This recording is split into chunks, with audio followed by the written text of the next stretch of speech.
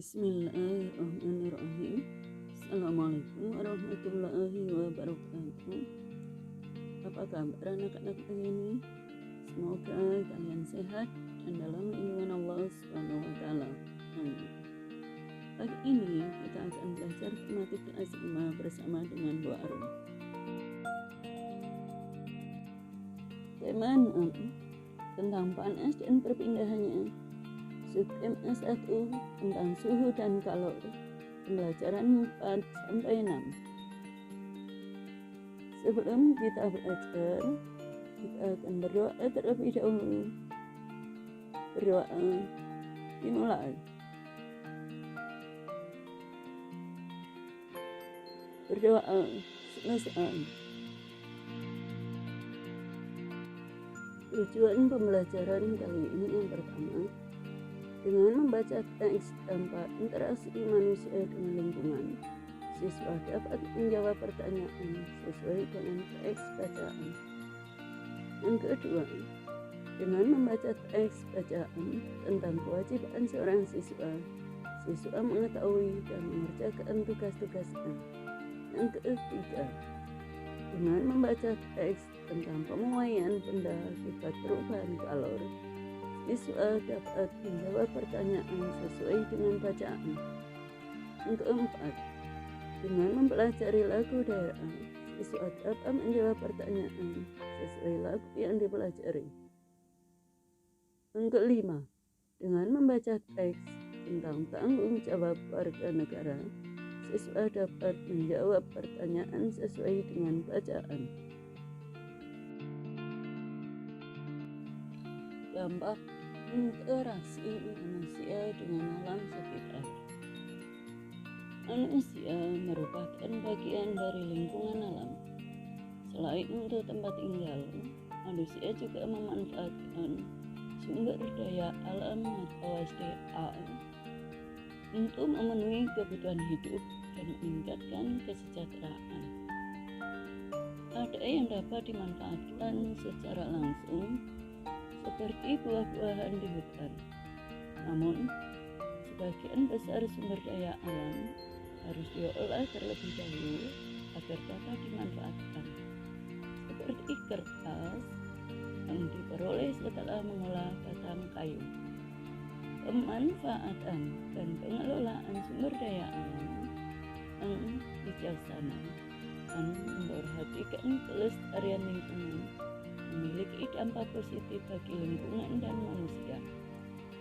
Contoh, dengan sistem tebang pilih, manusia dapat mengambil kayu untuk memenuhi kebutuhan hidup dan juga turut menjaga kelestarian hutan. Dampak positifnya adalah manusia dapat memenuhi kebutuhan hidup, ketersediaan sumber daya alam kayu untuk generasi selanjutnya tetap terjaga dan hutan tetap lestari, sehingga ekosistem hutan tetap seimbang. Saat ini, banyak interaksi manusia dengan lingkungan yang berdampak negatif. Banyak manusia yang mengambil dan memanfaatkan sumber daya alam dengan tidak bijaksana dan tidak melestarikan lingkungan. Misalnya, penebangan dan pembakaran hutan untuk keperluan pembukaan lahan dan pemukiman. Hal tersebut berdampak negatif seperti terjadinya banjir dan longsor, seperti polusi udara. Perilaku manusia yang tidak menghargai lingkungan, seperti membuang sampah sembarangan, merusak tanaman, dan membakar sampah, juga berakibat buruk bagi lingkungan. Lingkungan menjadi kotor, rusak, dan tercemar. Lingkungan yang tercemar akan berdampak buruk bagi kesehatan manusia, bahkan dapat mengancam jiwa manusia. Perhatikan gambar di samping. Di sini penebangan hutan secara liar sehingga hutan menjadi gundul. menggunakan sumber daya alam yang terkandung dalam lingkungan yang merupakan hak kita. Sedangkan memperbaiki kerusakan lingkungan dan menjaga kelestariannya adalah kewajiban setiap manusia. Kewajiban seorang siswa. Sebagai seorang siswa atau siswi di sebuah sekolah, kita memiliki kewajiban dan juga hak.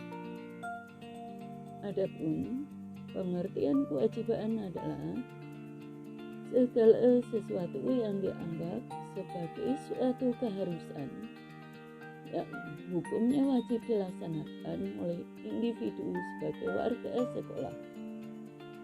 Kemudian, hak adalah segala sesuatu yang dapat diambil ataupun tidak oleh individu sebagai warga sekolah. Hak dan kewajiban merupakan suatu hal yang terikat satu sama lain, sehingga dalam pelaksanaannya harus dijalankan dengan seimbang. Jika tidak dijalankan dengan seimbang, akan terjadi ketimpangan dalam kehidupan seseorang. Kewajiban harus dipenuhi terlebih dahulu, baru kemudian dapat menuntut hak. Pemuaian benda akibat perubahan suhu. Perubahan suhu menyebabkan pemuaian pada benda.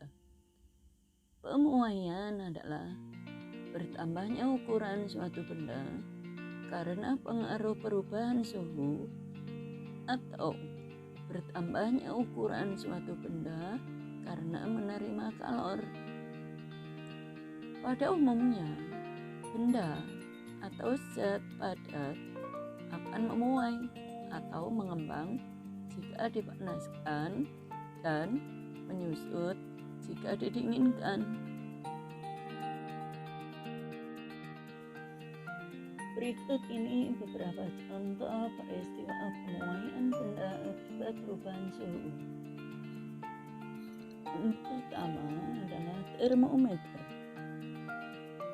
Di dalam termometer terdapat suatu cacair, biasanya berisi air rasa atau alkohol yang tersimpan di dalam pipa kapiler.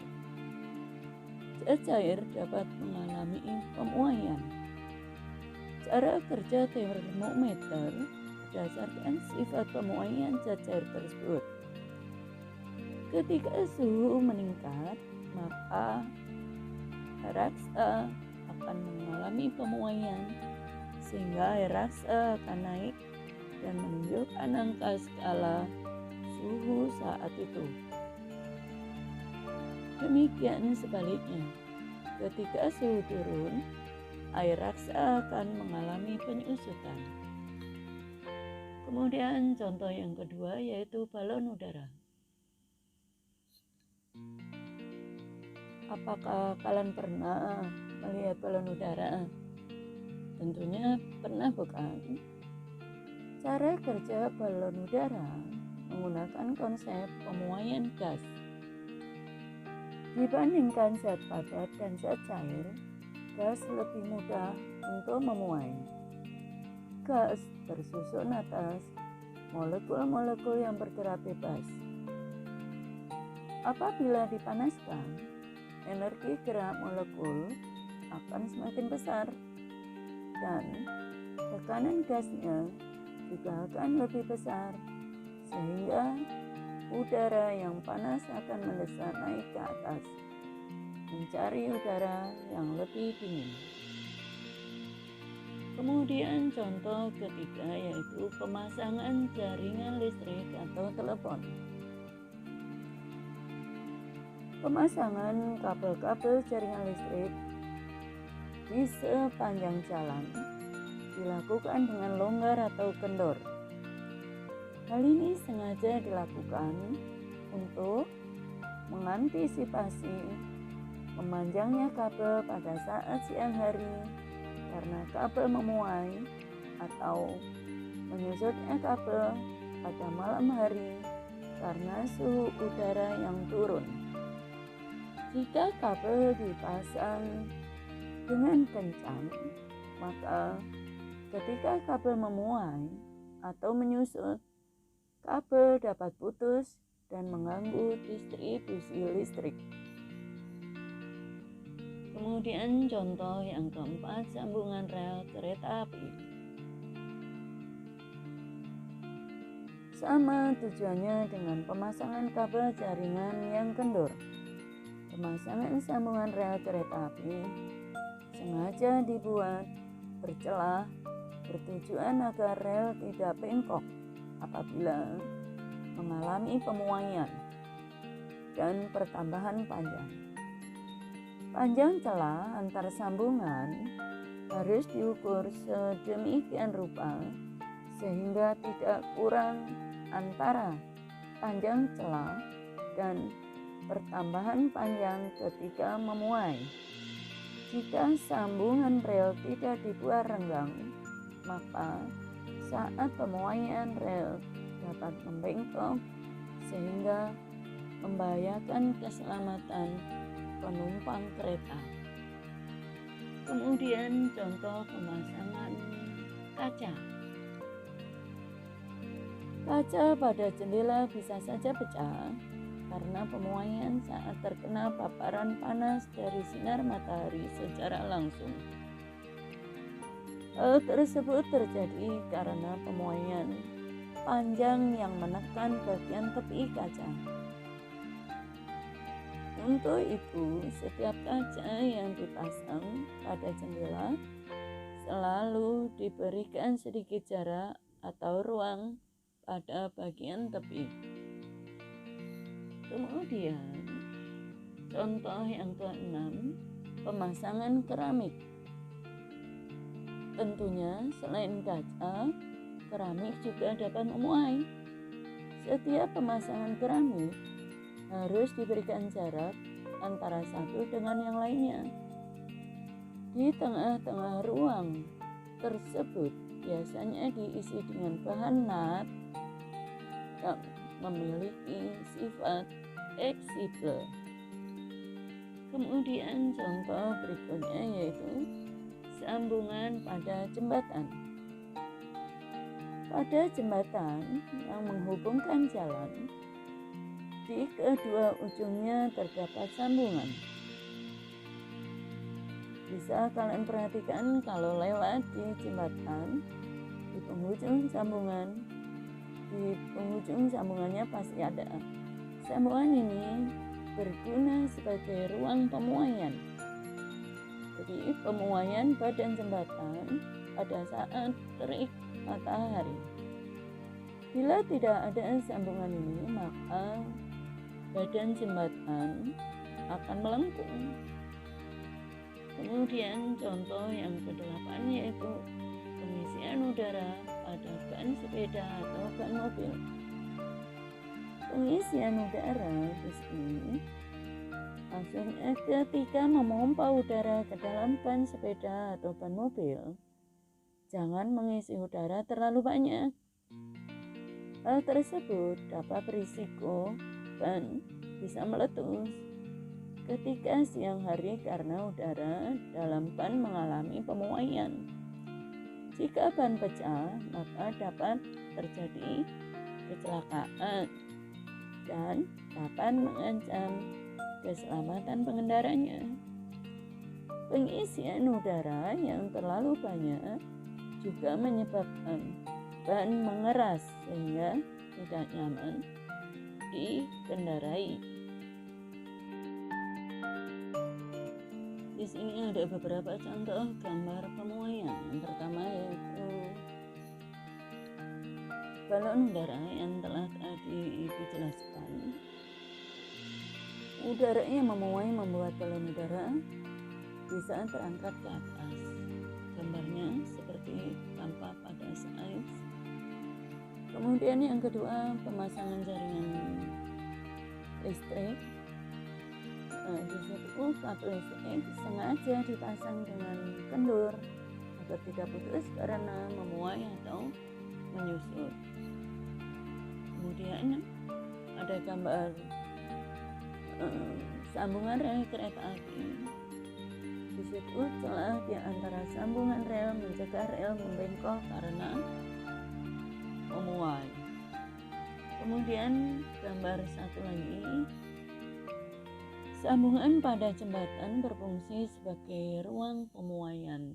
Bisa kalian lihat di slide, di ujungnya ada sambungan.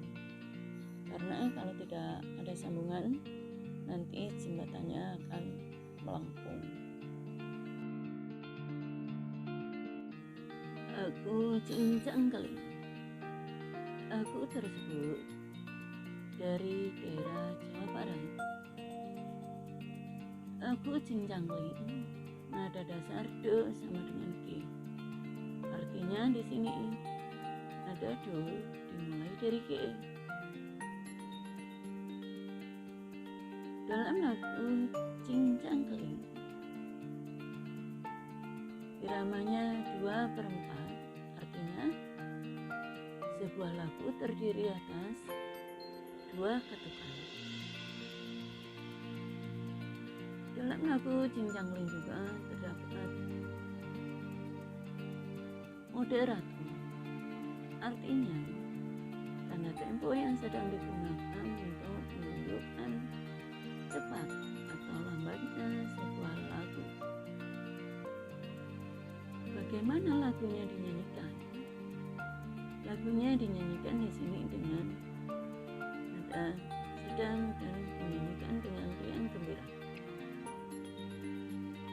Tulisan lagu cincang keling menggambarkan hati manusia yang diibaratkan seekor burung dengan hati yang tenang, tentunya menumbuhkan rasa kedamaian serta menuntun manusia ke jalan kebaikan. Tetapi di sini lagu cincang keling dapat juga menggambarkan hati manusia yang tidak selalu tenang, tetapi ada kalanya goyah. Tanggung jawab warga negara. Tanggung jawab adalah sesuatu yang harus dilakukan atau dilaksanakan dengan sepenuh hati. Setiap warga negara memiliki tanggung jawab terhadap negara. Tanggung jawab warga negara terhadap negara adalah melaksanakan kewajiban dan hak sebagai warga negara sesuai Undang-Undang Dasar Negara Republik Indonesia tahun 1945 dan aturan yang berlaku lainnya. Bentuk-bentuk sikap dan perilaku warga negara yang mencerminkan perwujudan tanggung jawab terhadap negara dan bangsa yaitu sebagai berikut. Yang pertama, memahami dan mengamalkan ideologi nasional Indonesia, yakni Pancasila dalam kehidupan sehari-hari dalam berbagai bidang kehidupan seperti politik, ekonomi, sosial, budaya, dan keamanan. Yang kedua, memelihara nama baik bangsa dan negara di mata dunia internasional sebagai bangsa dan negara yang merdeka, berdaulat, berperadaban, dan bermartabat. Kemudian yang ketiga, menjaga persatuan dan kesatuan bangsa dengan menghindari sikap dan perilaku yang diskriminatif. Kemudian yang keempat, membina solidaritas sosial sebagai sesama warga negara Indonesia. Yang kelima, meningkatkan wawasan kebangsaan agar senantiasa terbina rasa kebangsaan, paham kebangsaan, dan semangat kebangsaan pada setiap diri warga negara.